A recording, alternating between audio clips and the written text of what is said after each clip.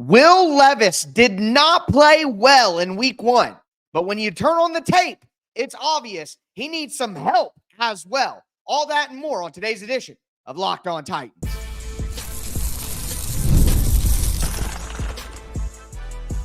You are Locked On Titans, your daily Tennessee Titans podcast, part of the Locked On Podcast Network, your team every day. Welcome to the Locked On Titans podcast. I am your host, Tyler Rowland. Titans fans, today's edition of Locked On Titans is brought to you by FanDuel. Now through September 22nd, all FanDuel customers can bet $5 and get a 3-week free trial of NFL Sunday Ticket from YouTube and YouTube TV. Visit FanDuel.com to get started. It is time to step into the film room with me as we break down what I saw on tape from week one. Will Levis needs some help.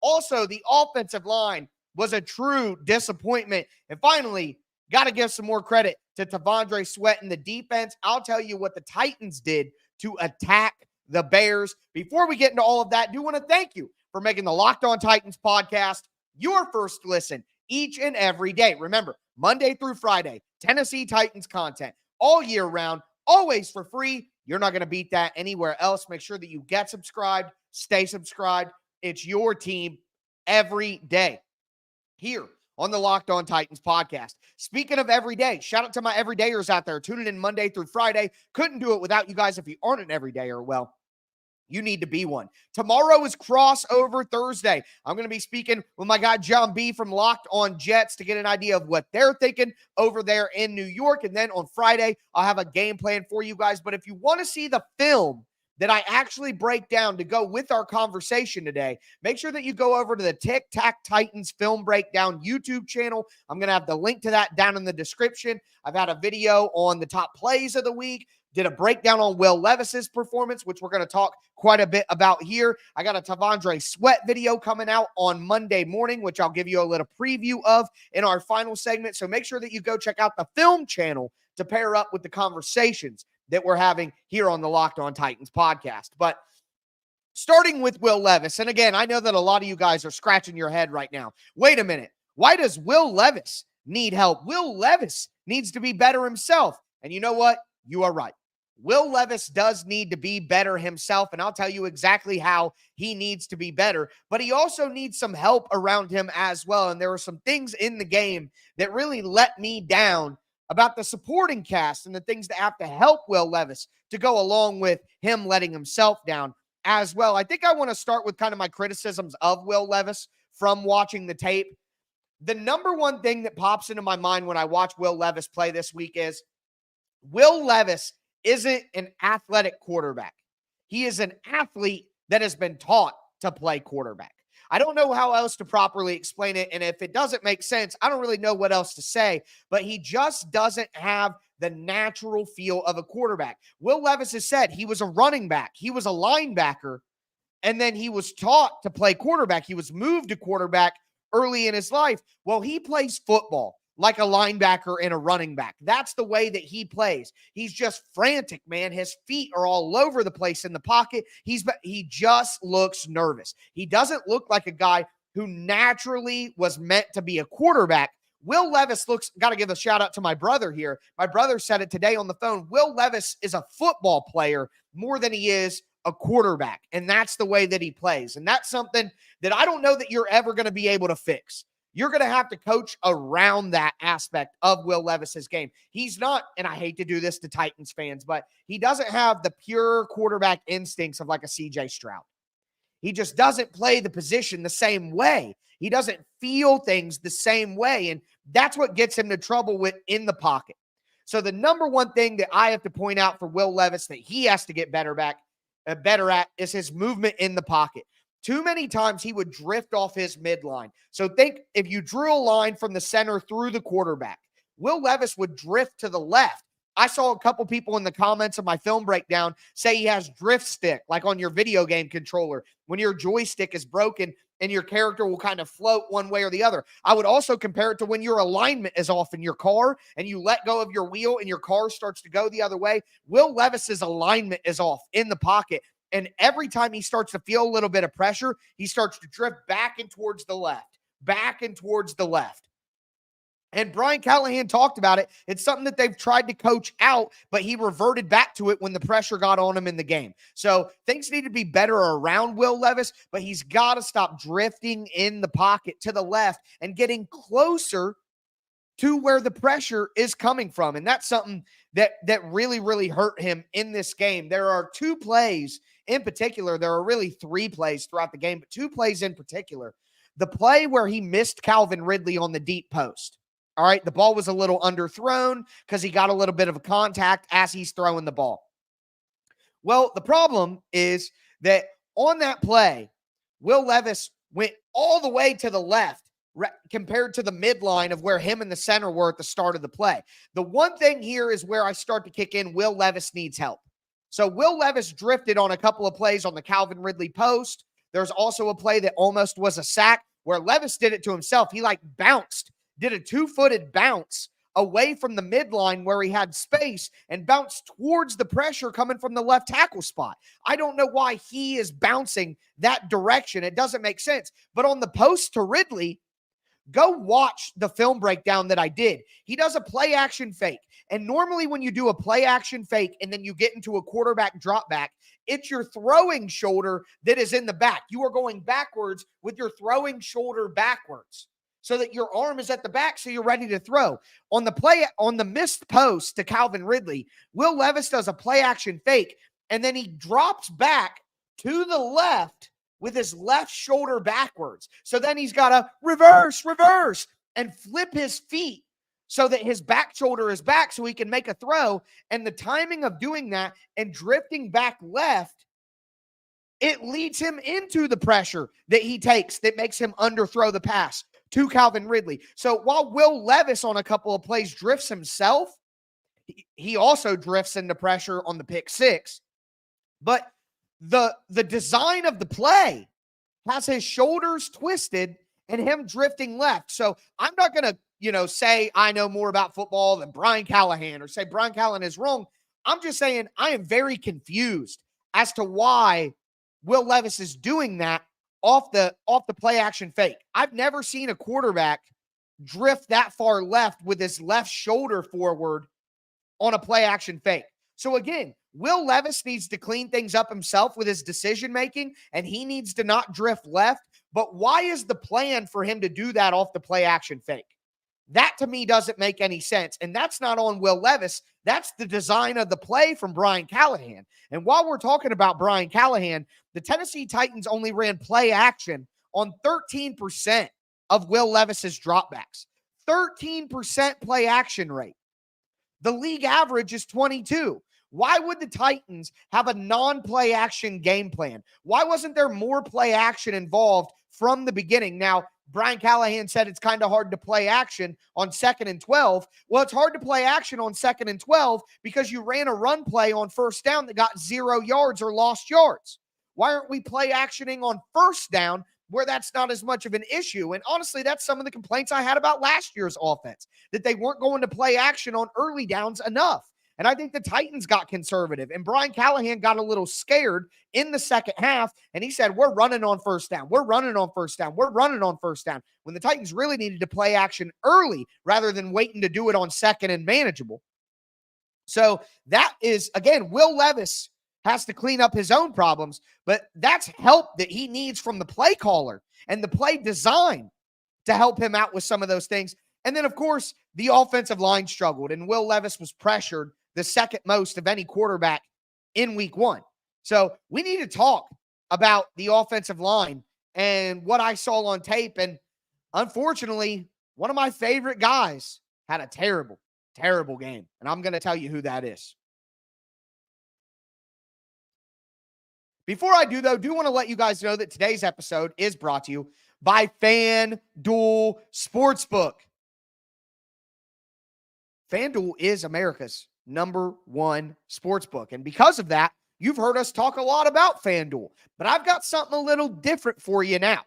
Right now, through September 22nd, all FanDuel customers can bet $5 and get a 3-week free trial of NFL Sunday Ticket from YouTube and YouTube TV. Then with a YouTube TV base plan, you'll be able to watch every regular season Sunday afternoon out of market game. All you need is a Google account and a current form of payment, and you can cancel at any time. Look, I know a lot of you guys are shook about the team, but the Titans are 4-point underdogs at home against the New York Jets. And I know you guys are scared, but I love that bet this week. If you want to check that out, make sure that you visit FanDuel.com and download America's #1 sportsbook right now.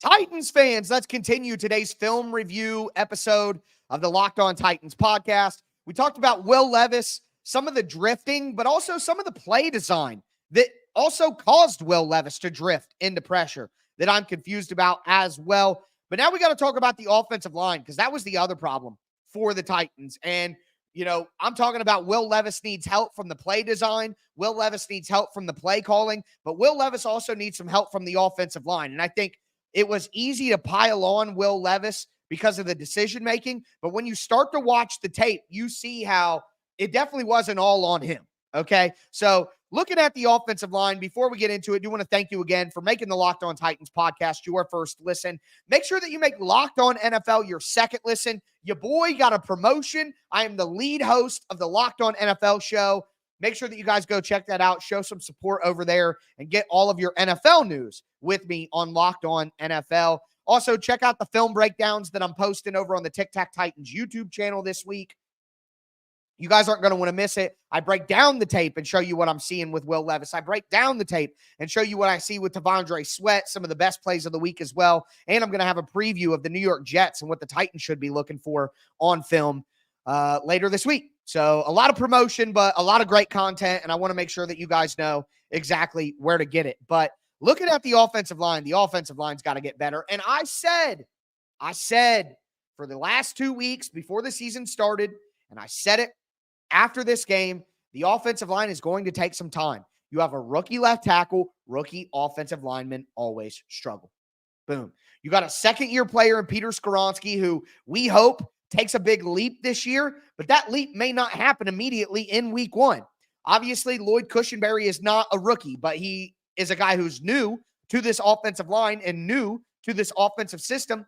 Dylan Radins may not be the youngest player ever. He's in his fourth year, but he hasn't had a lot of experience to actually play and actually man a spot and be a starter. And NPF, we know, started his entire rookie year, only played a couple of games last year, and now is in his third year with no offseason due to injury.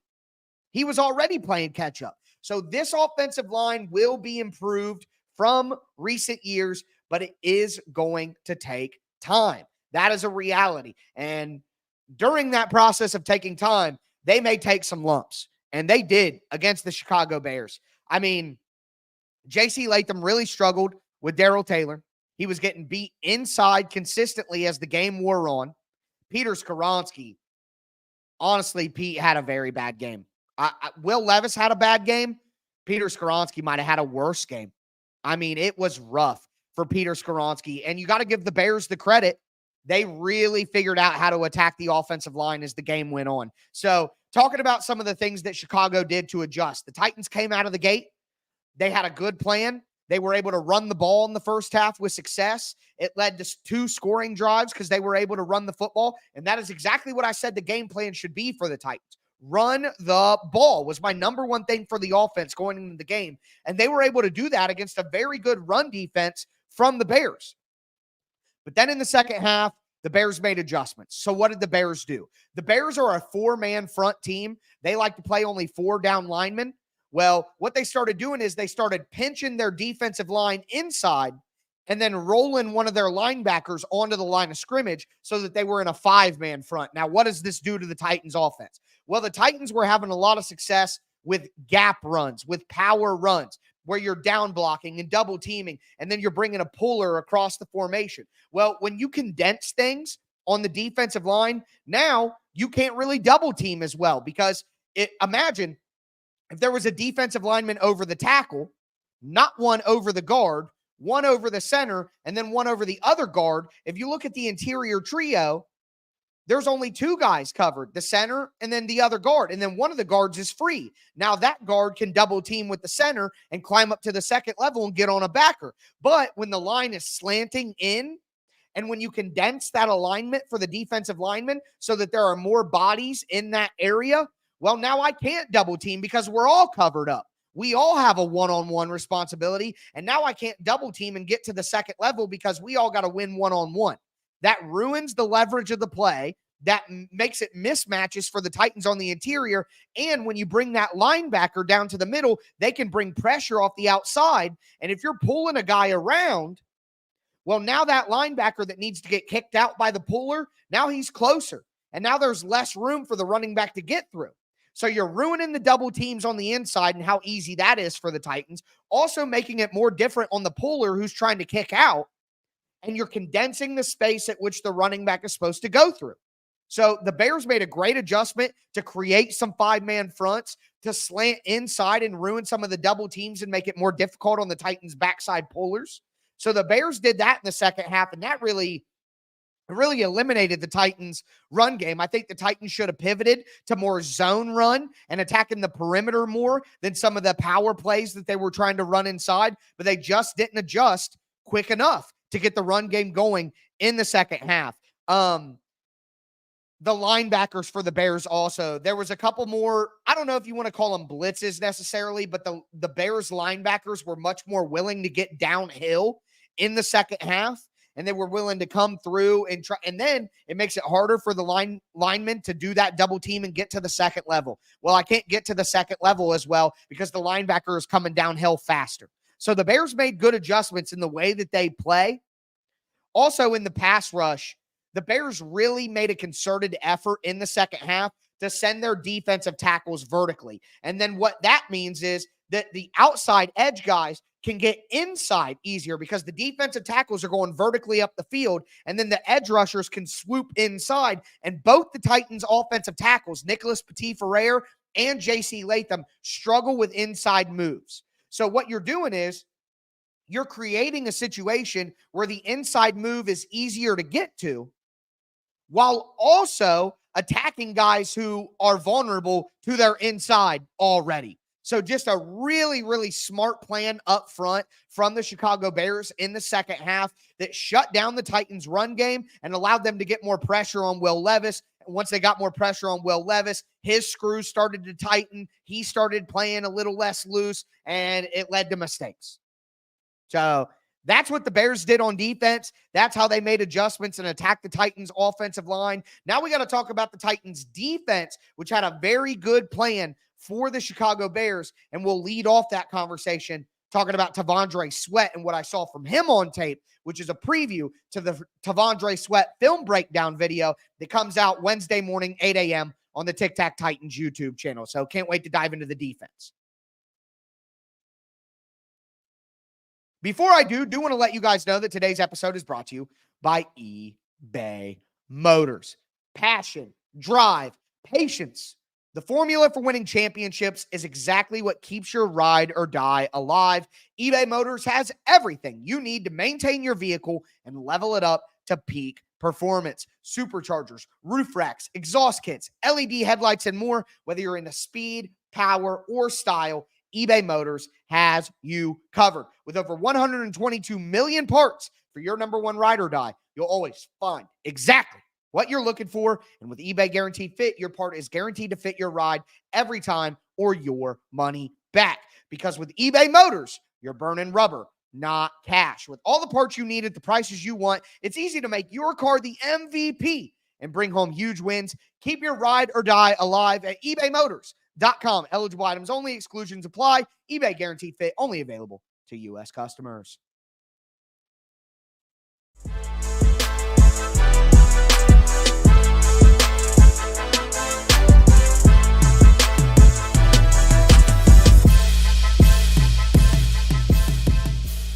Titans fans, let's continue today's film review of Week 1. We talked about Will Levis and what he needs to get better at, but also he needs some help.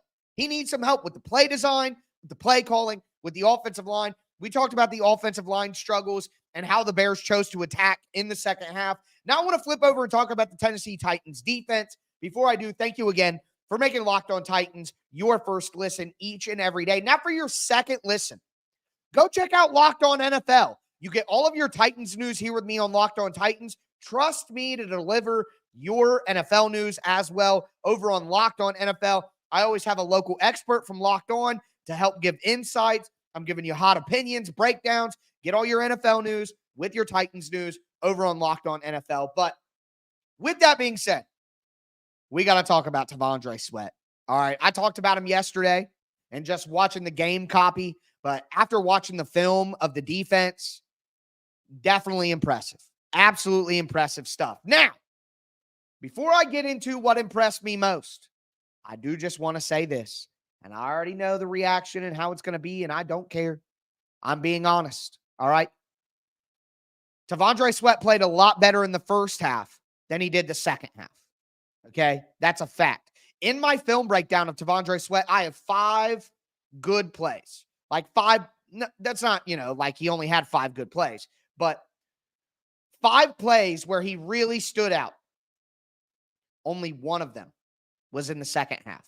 He was much less noticeable in the second half. Now, we're talking about a rookie in his first NFL game ever. So I would imagine that is going to improve mightily. But at the end of the day, the second half, I would have liked to see a little bit more in the second half. But again, it's a rookie. I'm not trying to hate. Overall, very good game. He was one of the Titans' best players. I would say he was their second best defensive player on the day behind Amani Hooker. And that is reflected in his Pro Football Focus grades as well. T'Vondre Sweat, second highest graded Tennessee Titan on the defensive side of the ball. Not only that, but some other stats here that I wanted to go over. T'Vondre Sweat was second among all rookie defensive linemen in Pro Football Focus grade with a 77.7. He also was the second highest graded pass rushing interior defensive lineman in the entire NFL. So, great debut for T'Vondre Sweat. First and foremost, he had a very good swipe down on the early play that he made early in the game where he forced Caleb Williams out of the pocket, which thanks Arden Key for nothing. Arden Key ruined a T'Vondre Sweat sack and allowed Caleb Williams to break, contain, and get out of the pocket. So, again, Arden Key, man, it's just frustrating to watch. But T'Vondre Sweat, again, so impressive with his hands for a man that size. He swipes down on the offensive lineman's hands when they get in his chest, and then he does a club with his outside arm and swims over with his inside arm, and he's right in Caleb Williams' lap. Again, he gets blocked by Arden Key with his head down, stumbling forward, losing a rep against the offensive tackle, and Key ends up blocking T'Vondre Sweat on that one. There's another play, though, where I was critical of T'Vondre Sweat and his ability to pass rush with power when he was drafted after we broke down the tape of him at Texas. But he has a power rush against an offensive lineman in this game that was impressive where he got a pressure as well. So love to see that he's not just winning with his hands and trying to be fancy and trying to be a big man shooting threes. He played with power on a pass rush rep and one as well. I want to see more of that from him as he continues to develop as a player, but seeing it in week 1, that's like, okay, that's a good sign. Let's keep that going. So I loved seeing that. He was disruptive in the run game 3 times. One of them was called back by a penalty. The Bears were holding, so the Titans didn't count the play. They pushed him back 10 yards, but the play is still on the tape. And T'Vondre Sweat was incredibly disruptive. Now, there are a couple plays early where he gets moved out of his gap, and the Bears have some good runs, down-to-down consistency. But overall, T'Vondre Sweat played 37 snaps. I think it was only 9 less than Jeffrey Simmons. I was concerned about Cap. I was concerned about snap counts. Shut up, Tyler. He's going to be out there and play fine. I was concerned about power rushing. Shut up, Tyler. He was able to do that. I was concerned about down-to-down consistency. That still needs to improve a little bit, but he's a rookie in his first game.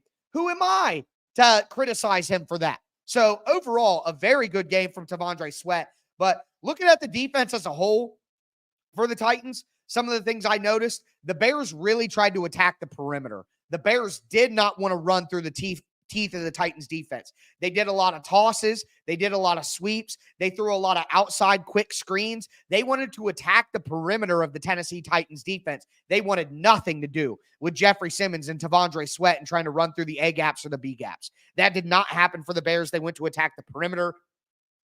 And with that, the reason that the Titans defense held up so well is because of the physicality of their outside cornerbacks. Roger McCreary, well, outside cornerbacks, I'll say they're defensive backs in general. The physicality of the Titans' defensive backs is why the Bears were not able to have success running to the perimeter as their plan. L'Jarius Sneed was incredibly physical in this game. He made multiple tackles. There's one play where the Bears run a toss sweep, and they have a lead blocker as an offensive lineman coming out. Might have been a tight end too, but a big guy. L'Jarius Sneed literally dives into him, cuts his legs out, and hits the running back in the process to make the tackle. L'Jarius Sneed played incredibly physical and made tackles on the edge. Roger McCreary had 3 tackles for loss in this game. Roger McCreary was so incredibly physical, not only against the run, but against the screen game. Roger McCreary basically shut down the screen game of the Chicago Bears by himself. Roger McCreary was really good in this game. The Titans encouraged that behavior. They put Jeffrey Simmons and Tavondre Sweat head up over the guards. They said, we're not giving you, because usually what you do is you have one guy shaded over the center, and then you have another guy in the B gap. The Titans said, no, we're just putting them head up over the guards. We're not giving you any advantage on the interior to either side. You can have 2 tight ends on the field. We don't care. We'll roll Harold Landry down in a 5-man front. Like, the Titans played in nickel, and they were able to really do a great job against the Bears' run game, because Tavondre Sweat and Jeffrey Simmons were so good on the interior, and the defensive backs were willing to be so physical, Amani Hooker included. Amani Hooker was the best defensive player on the Titans, and a lot of it had to do with his run fits. So physical in the run game. Amani Hooker had a couple of pass breakups in the pass game as well. He deserves so much credit. He's such an underrated player by this fan base. I know he's been a little banged up over the last few years, but Amani Hooker's really good. The last thing I want to mention is a rush package for the Titans. So it may not have been something that caught your eye, but the Titans went to a rush package on third downs where they had Arden Key and Jeffrey Simmons as their interior rushers. And then they had Harold Landry and Jalen Harrell as their edge guys. This continues my push to explain to everyone the Titans need another edge desperately in the 2025 draft, in the 2025 offseason. The number one need for the Tennessee Titans is an edge rusher. They need another second quality edge. All right. Absolutely, they do. Arden Key, when you have Jeffrey Simmons and Harold Landry on one side, that works. But on the other side, you have Arden Key and Jalen Harrell. Look, Jalen Harrell is going to be a really good rotational player for the Titans, but he's a 7th-round rookie. He is not the upside edge rusher that the Titans need. Arden Key was bad in this game. I talked about him blocking Tavondre Sweat. He broke contain for Caleb Williams a bunch of times.